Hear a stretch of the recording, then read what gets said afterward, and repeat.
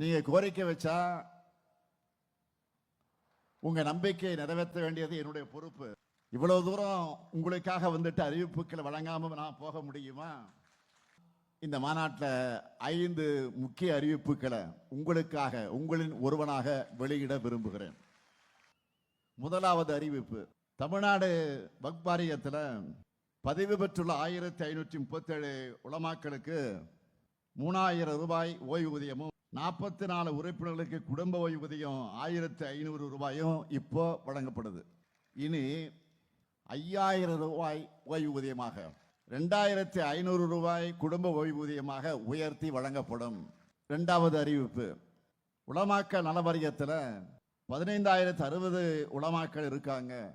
முதற்கட்டமாக இதில் 1000 உலமாக்களுக்கு இருசக்கர வாகனம் வாங்குறதுக்கான அரசு மானிய தொகை 25000 ரூபாயிலிருந்து 50000 ரூபாயாக உயர்த்தி வழங்கப்படும். மூன்றாவது அறிவிப்பு, சென்னை மற்றும் மதுரையில் வக்ஃப் தீர்ப்பாயம் செயல்பட்டு வரக்கூடிய நிலையில் கோயம்புத்தூர் மாவட்டத்தில் கூடுதலாக ஒரு வக்ஃப் தீர்ப்பாயம் அமைக்கப்படும். நான்காவது அறிவிப்பு, கல்லறை தோட்டம் மற்றும் கபரிஸ்தான்கள் இல்லாத இடங்கள்ல மாநகராட்சிகளால அரசு நிலம் தேர்வு செய்யப்பட்டு அவை அமைக்கப்படும். ஐந்தாவது அறிவிப்பு, அரசு உயர்நிலை மற்றும் மேல்நிலை பள்ளிகள் இருக்கக்கூடிய 10 உருதுமொழி ஆசிரியர் காலி பணியிடங்கள் நிரப்பப்படும். இந்த அறிவிப்புகள் எல்லாம் மகிழ்ச்சி தானே?